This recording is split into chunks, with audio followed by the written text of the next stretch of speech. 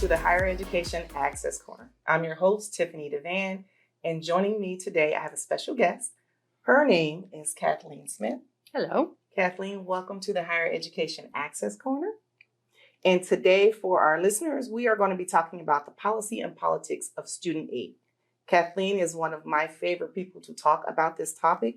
I'm going to read her bio in just a second, but she's very well versed on everything regarding the legislative process. So we're going to talk about like legislative things, some policies and procedures and how it all works and flows together. And she does it in a nice, exciting way, let you know why this stuff is important to you. And I'm going to say stuff because sometimes when I'm talking about politics or policies, it just feels overwhelming. So I'm just going to say stuff, but it's not stuff. It's the nitty and gritty of all those things that make sense.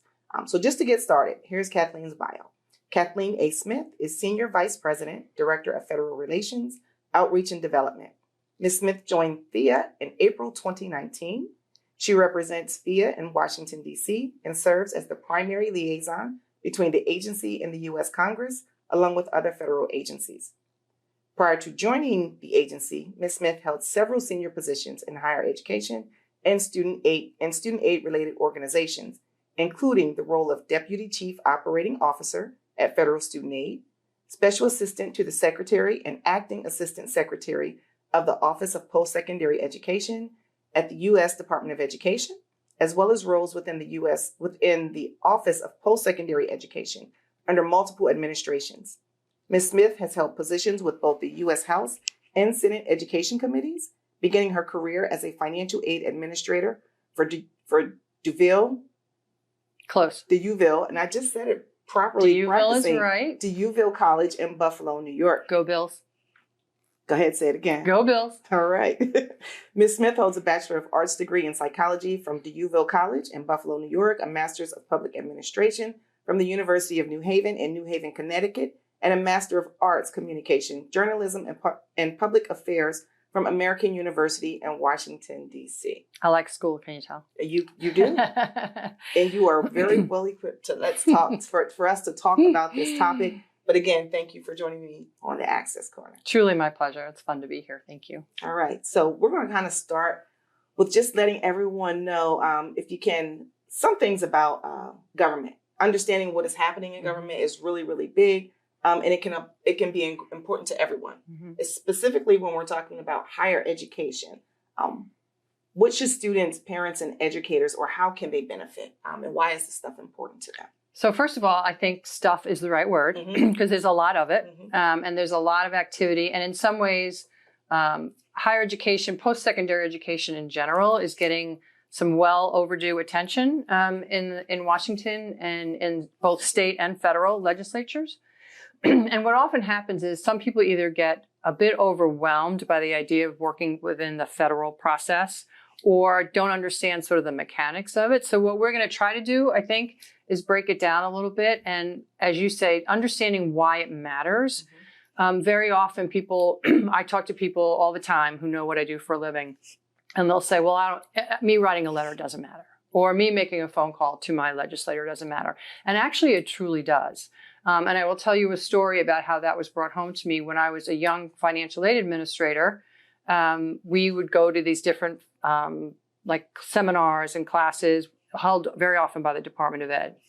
And there was an issue at the time, and I honestly don't remember what the issue was, but I remember how impactful what the speaker said. She held up a manila envelope, opened the manila envelope, and it was empty. And she said, that's how many people have contacted us about this. So while it seems like one person can't make a difference, I really want to encourage everybody who's listening and watching that one person can make a difference. And one person can get another person who can get another person, right? And if it's an issue that's important to you, whether it's student aid or a stop sign at your street corner, getting involved is what makes this country what it is, right? It's citizenry saying, look, this is important and we need to make a change. And we follow, there's rules and there's process, and it absolutely can get frustrating. Trust me, I know. But if you do the work and you put in the time, it does take perseverance. But we can really together make a difference. And in student aid, It's, financial aid administrators. It's your trade associations like the NASFAs and the various state associations. It's PHEAA. It's our trade groups, bringing to light issues that are important to be able to help students fund their post-secondary education dreams. So is it quick and easy and super simple? Not necessarily, but is it meaningful and impactful? Absolutely. Mm-hmm. And something that you talked about with the envelope, that you open it up and there no one actually responded.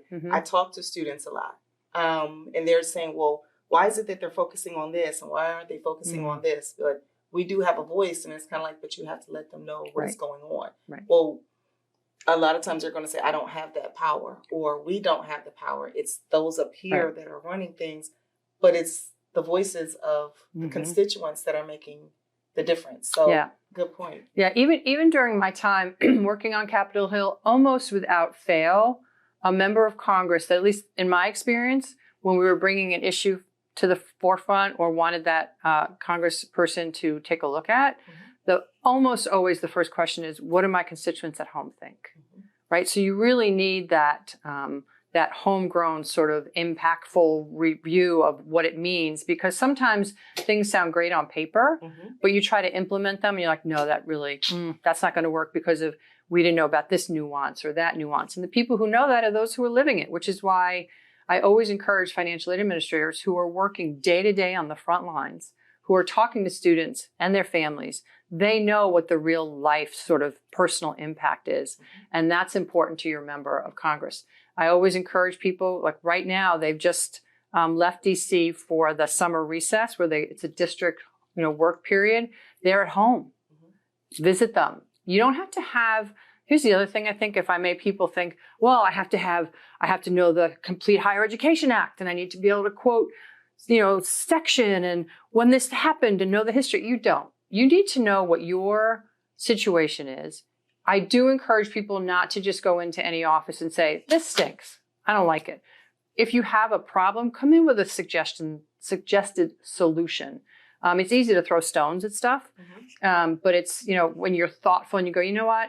If we could just do this on this day of the week instead of that day of the week, we would be able to get 10 more students through the process. That's a silly example, but you know where I'm going. And it's not, they're people just like you. They work for you. I know that sounds very cliche, but it's true. And I think, again, most members that I've had an experience with are really interested in hearing what you have to say. So again, you have to sort of take that power back, right? And say, I want to talk to you about X, and make an appointment and go see them at their district offices, come and see them in DC if you choose to, but really make sure that they're hearing your voice. And just to elaborate a little bit on that, and I'll share a little bit of my experience. So advocacy days are big, especially with a lot of the different organizations within education that we're all involved in, like your NAFSA, your PASFAs, your PACACs, all of those. A lot of them have those advocacy days, and they kind of will guide those in the education field on how to go about, meeting with your legislators and have those talking points and know how to set up an appointment. And I think that's big. And I think the very first time I'd ever done that, it was intimidating. I was kind of like, whoa, how is this going to look? Is this okay? But doing it was actually kind of empowering. Yeah. And it helps you to realize why, the legislators are doing what they're doing, and also why your vote counts. Also, so many things, and your voice counts. Yes. And that's the way in order to get it done. So you have to advocate, but you can meet with them. And ours was as simply just everybody has a way that they can contact them. When we did ours, some of them were saying, hey, just go to our website and schedule an appointment. And a lot of the legislators were there that day. We went right there. We talked to them. We left them some talking points. They give us their point of view. We let them know what we've done thus far and what we were hoping that they would do and support.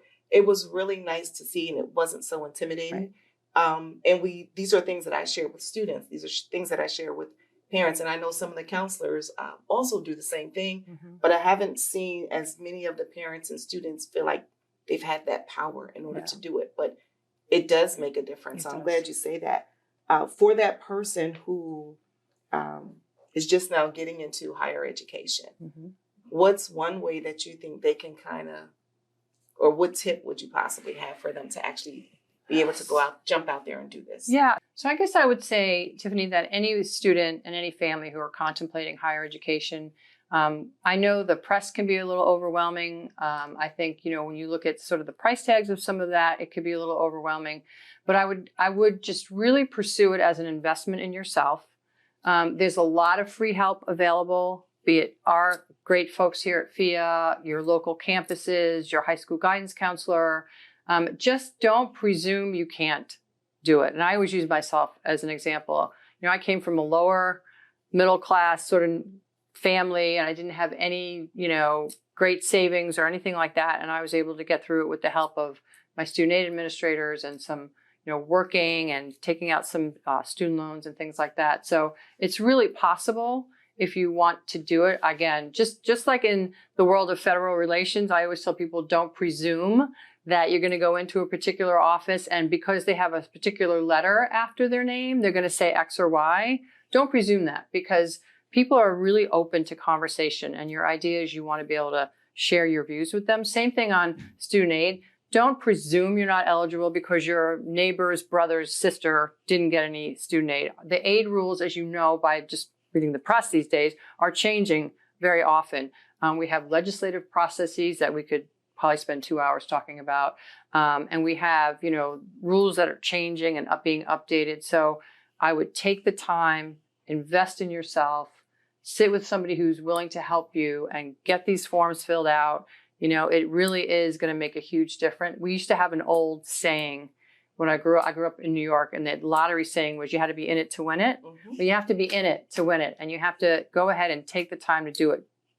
Biggest answer is don't presume. It needs to be our latest slogan for that. Gotta be in it to win it. Right? There you go. I think it's really important that you say that, because everything is changing. Right. This is like a complete revamp of the FAFSA. So FAFSA simplification is real. We've been talking about it quite often now on the podcast.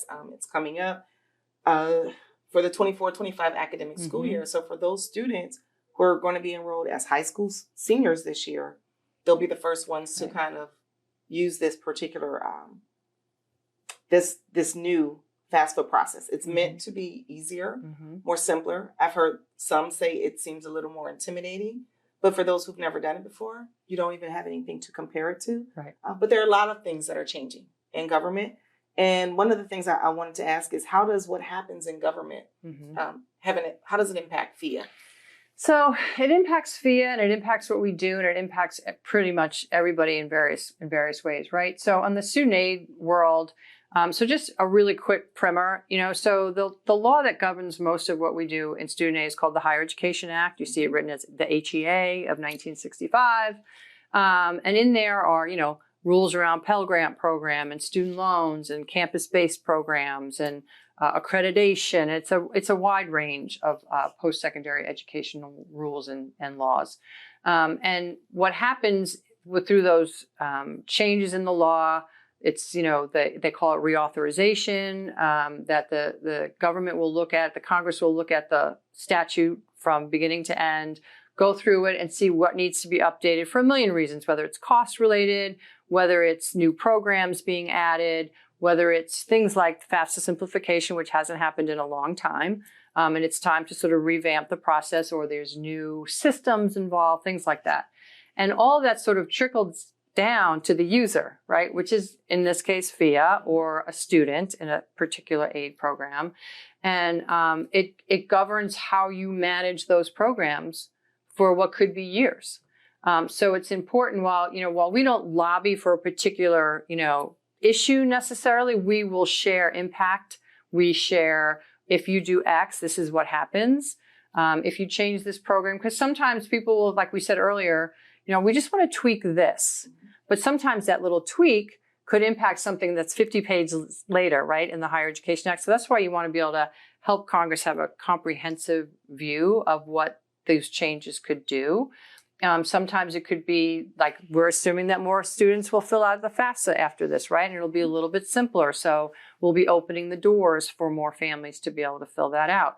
It could impact how many people get Pell Grants. And so the government will sort of, dictate what the Pell Grant funding is through the appropriations process. So it's all very sort of combined. A impacts C, which impacts F, which impacts Z, right? So it really is, you want the full circle. The other thing I would say is you'll see certain members of Congress on TV a lot. They'll see people talking about it. Members of Congress, to their credit, are dealing with wide ranges of issues, which is why your voice is important, because not every member of Congress is going to know every nuance of the Higher Education Act. Right. So they look to people like us and people who are coming in to see them to understand what that impact is. And that's really important because, again, the constituency of these rules is what really matters. So when we're thinking of like PHEAA as a standpoint, and I don't know if this is something you can really answer, but how does what happens in government, like the original question was, how does what happens in government impact PHEAA? So when we're talking about things on a federal level, and then there's the state level / the piece to PHEAA, how is that prioritized? Well, so let's use FAFSA as an example. You would think, FAFSA's Pell Grants and student aid, right?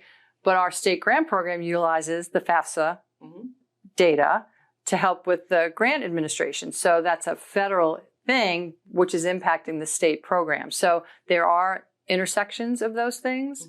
In terms of priority, I think it depends on what the it is, right? It depends on the issue. Priority it could be a funding issue. Priority could be we have a nursing shortage, so we need to do something to encourage nurses or teachers to enter that profession. It could be a myriad of things. It could be, a national disaster. So there are other issues that get prioritized. So it really is a fluid situation, which again, we keep going back to it, but which is why it's really important for constituencies to ensure that their members are aware of what that impact is to them. Because what will impact somebody, say, in New York City will impact somebody differently in Iowa. I'm just making these up, of course. So to have those people be able to, whether it's on their own or through other methods, ensure that Congress is aware of what they're feeling, what they need, and what the impact of these things. I keep saying that, but it really is. It's really how laws get made, right? You have to feed them. You have to give them.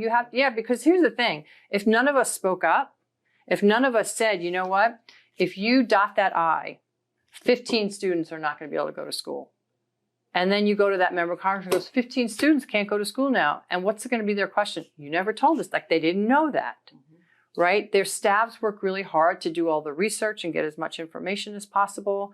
But having that one-on-one sort of information from real life, because sometimes it gets theoretical and it's way harder to understand unless somebody's sitting in front of you going, this is a fine policy, but if you just did these two things, 20 more students will be able to go to school. And maybe they wouldn't, maybe they didn't know that. And you know what, you say that, and I've always been a skeptic at heart. Hands down, I always have. And I used to think, how could they not know? Of course they know. They're just choosing something else over this. Their priority is this, but mine is this. However, if I'm the only person who's voiced that, maybe they don't know. So I get it. Like, they're looking at things from like it's very global. A global viewpoint, whereas mine it's a little more defined. So I get how they need to have more, but I was a famous skeptic to say, nope, they get it. And I believe in some instances they still do. Maybe. But I've learned to give the benefit of the doubt and to make sure that my voice is heard and to share that with others to say, hey, you have to let them know what is important to you or how certain laws or certain policies are having an impact or could have an impact, not just on you, but for the future generation of students that are coming up as well. So I think those are all key points, and it all keeps tying back to you have to speak involved. You have to get involved. And can I just say this? And I know, and I'm a cynic too most of the time, to be very honest. But I will tell you this: my experience, which is, I hate to admit this, more than 30 years now, pretty much at this point. My experience with members of Congress, do I agree with every member on everything? Of course not. Nobody agrees, right? But I can say that my honest experience, for the most part, has been that members really do care about what they're doing. They're trying to do it in a very difficult atmosphere. To your earlier point, they may know, and I'm not trying to put forward, they don't know what they're doing. That's not my point at all. But when you get down to specific nuances of detail that you deal with every single day, and they're not dealing with every single day, I think, again, 90% of the time, I want to say, people are trying to move forward with what they really believe is right. But you both the member and we need to be open-minded to have conversations that may be a little uncomfortable, or you don't think they agree with you, and that's okay. It's okay to have a conversation with someone you may not agree with, right? You can be respectful and you can share your point, but in my mind, if you don't share your point, you sort of can't get mad at the end result because you want to, you know what I mean? You've got to be part of the process, and that's what makes the United States so great. I know that sounds cliche, but it's true. There's not a lot of other places that you can go and knock on a door and say, I'd like to share my concerns about this with you. Right. So I agree. Yeah. It can be fun too, just a little bit. There you go. Yeah. Is there any recent or upcoming legislation that you would like to highlight? There's a lot going on. We're in a very this is a very busy time for the federal process. So, like I said, the members are on their sort of they call it the August break. They're still working in their states and districts. Staff is still working. Kudos to the staff. But we're going into we're in the appropriations process, which is what funds all the discretionary programs.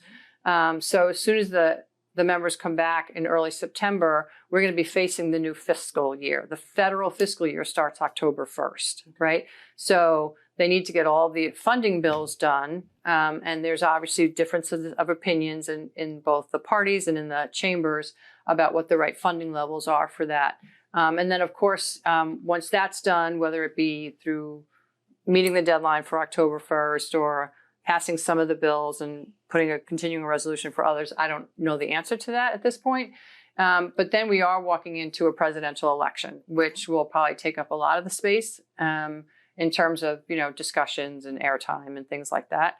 But then, the new January 1 is around the corner already, which is so hard to say. I know. But yeah, so it's a busy time in Congress to get, a lot of legislation done where they can between now and then.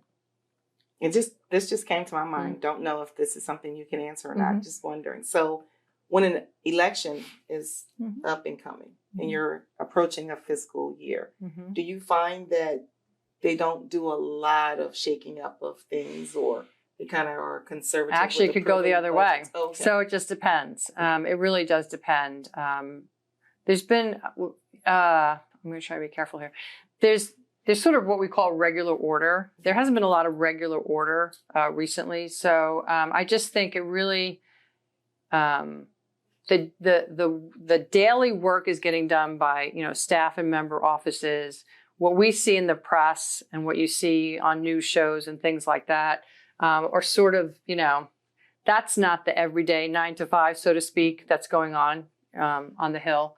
And so I give a lot of, again, having done it, I give a lot of credit to the staff and the member offices to try to move forward. There's work that needs to get done, and they try to get it done. I'm not going to speak to sort of the big P politic because that's different depending on who's talking. So my sort of biggest message to you guys is, take what you're seeing kind of with a grain of salt, right? The day-to-day work is still getting done. People care about what you think. You should care about, what the end result of some of this is, and just, where you can get involved, whether it is, again, because we're probably talking to mostly some student aid folks, is, if you can't write a letter on behalf of your college because you don't have that authority, which is completely fair, talk to your state association, talk to PHEAA, talk to PHEAA, talk to other trade groups that are representing you. NASFA does an enormously great job of bringing forth those issues, and let them, tell your story. It's just, again, as cynical as I can get, I just really think together people really do care about these issues. And we may not agree on how to get there, but I think at the end of the day, we all agree that we're here for students and families. And there's a lot of really amazing work that gets done every day that you guys probably don't hear about, right? And there's small things that get, quote, fixed or changed that really make huge differences. So I would tell you to not give up hope, not get too cynical, and don't let what you think impede your willingness to try to get in there and work with the teams, because I think it's just really important. Absolutely. One more question Yeah, on of course. that. These things are just coming to mind because I always have found when you have these conversations to be very engaging.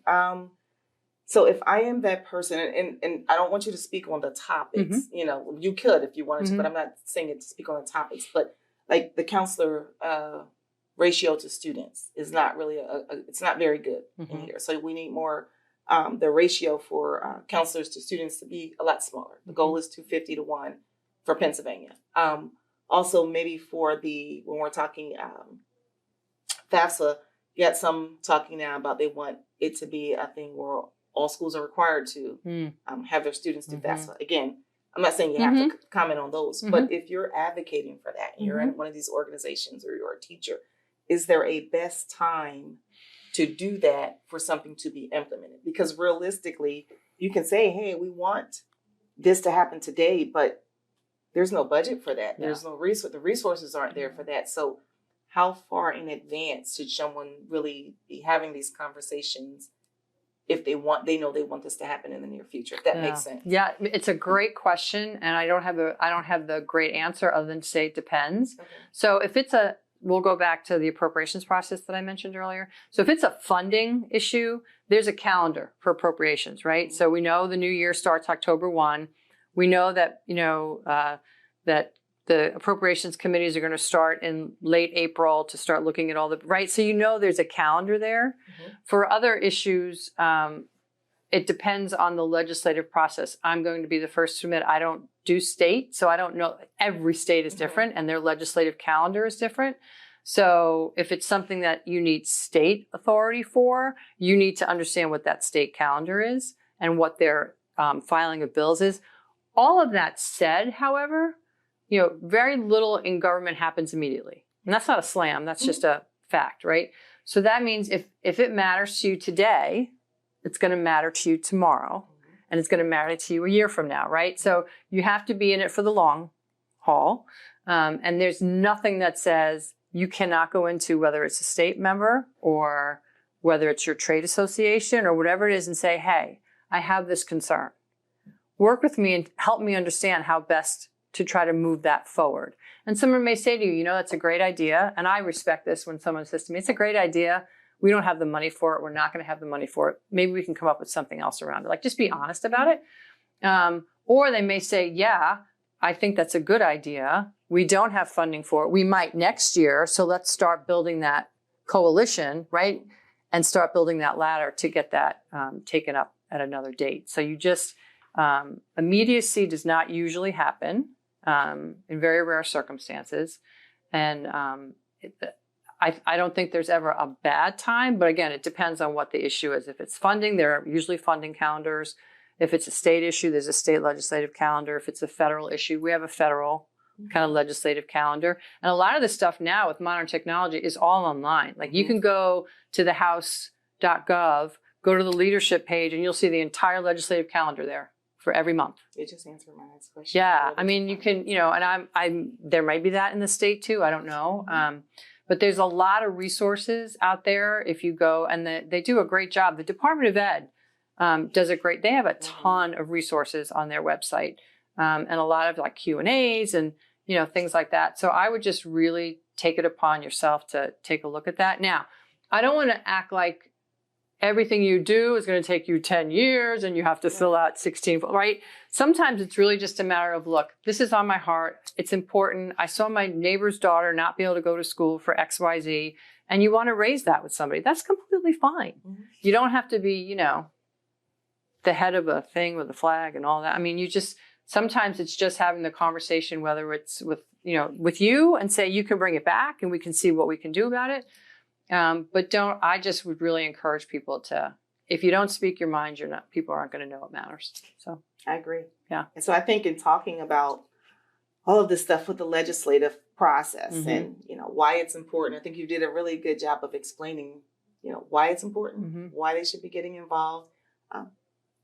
No one knows. No one can make a change if they don't know what's going on, how it could possibly impact you. Another thing I say is you've been involved with legislation now for some years. And you come in and you talk to our team, for your updates. And the way you providing is in a very engaging way. And the reason I say this, I'll be honest, is because for me, government politics was always my least favorite subject. As a younger person in college, it was like, okay, you got to get through this. I'll do it. For others, it was always exciting. For me, I was just like, no. Part of the reason I think it wasn't exciting is when I was younger, I didn't see where I fit into it. Like, why is this important to me? Okay, I'm great with learning the history, but as far as this piece of policy or legislation does not impact me, well, obviously I was wrong. As many times as my parents and other folks would say, no, you're wrong. This is why. It had to click. And it had to come to me, I think, from someone who was engaged, who was very engaging. It wasn't boring. Because to me, it was a boring thing. Eventually, as an adult, it stopped being boring. And then when you came in, you were talking, I was like, she does a really good job of keeping you engaged and making you want to kind of like tap into it. So for that person, whether you're, regardless of what level you're on, whether you're an educator, you're a counselor, you're someone at a university, or you're just a family at home who knows that they want to get involved, what advice would you have for them? Who wants to follow down? Well, you raised something that's really interesting. So I wasn't all that up into it in college either. I just thought, so I kind of fell into it when I got one of my first professional jobs. And what really made it exciting or made it something I wanted to invest my time in is because I got to see the result, right? So even if it's a small thing, when I first started out in student aid and we saw a small increase in our state grant program, we're like, yes, I get to fund 10 more students, right? And you see that impact. And what we do is such a people-specific issue. And that job, being in financial aid, has really grounded me and been the foundation of all my other efforts. Because once you see, again, and I have teased when I say this, whether it's student aid or that stop sign that you help get on your corner, you help do that. Like, that's legit. That is not somebody sitting at home going, gosh, there should be a stop sign there. Why isn't there a stop sign there? And pound it, right?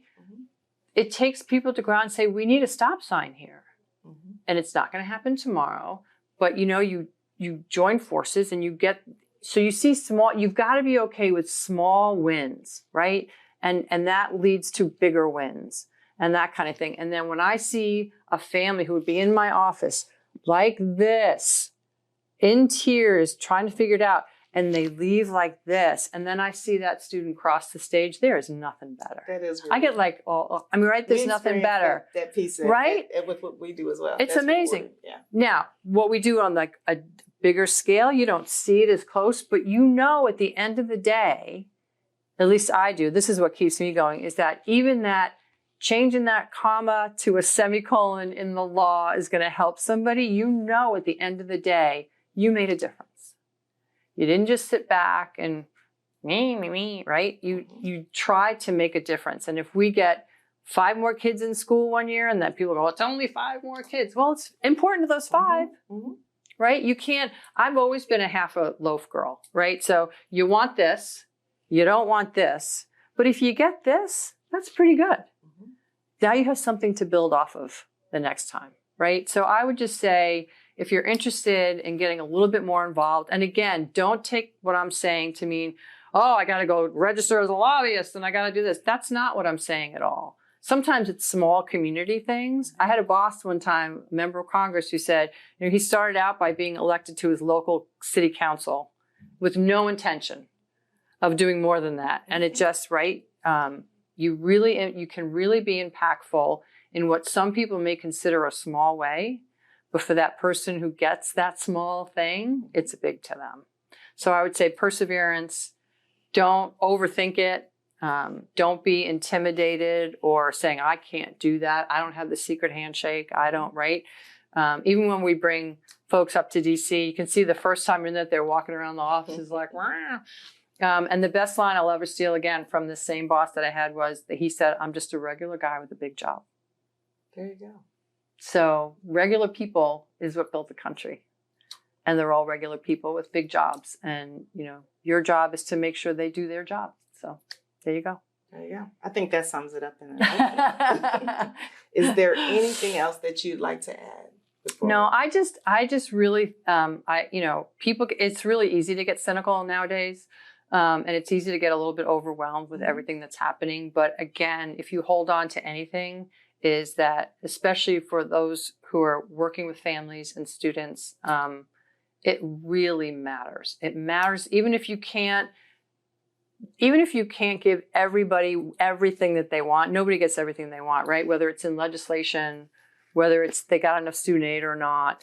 Know that every incremental change is good, and that you can take pride in what you do. And that one letter that you write, you have no idea who may be influenced by that. That one phone call that you make, and it's respectful and it's thoughtful, and I can promise you, having worked on the Hill, that those things it's not like people take it and throw it out. It is logged, it is thought about, it is shared. So it matters. It just sometimes takes a little time. So one of the things I'm going to tell our viewers then is make sure you get involved. Yeah. Take the time to understand the legislative processes, know what's important to you. Yep. Be prepared. Don't be afraid. And if you are afraid, do it anyway. That's something I kind of say. Even if you're afraid to do it anyway. Yeah. Know why it's important, so understand your why. But don't presume. And don't presume. There you go. That's right. Figure it out for yourself. Check it out for yourself. And at the end of the day, I tell everyone, if you do need help or you need some resources, go to the government's website. Yep. Federal government, state government, some of these local organizations that are out there, folks here at PHEAA, we are all willing to help and assist. Student aid is important. Education is important. And Kathleen, I thank you for joining me at the Higher Education Access Corner. I think it was great. You provided great information for folks. And again, it wasn't so overwhelming, I think. At least for me, I didn't think, what you provided was so overwhelming that our listeners won't be able to grab it and then take action. Good. So thank you again. Thanks for having me. On the Higher Education Access Corner. And for those of you listening, thanks for tuning in again. And we'll see you soon.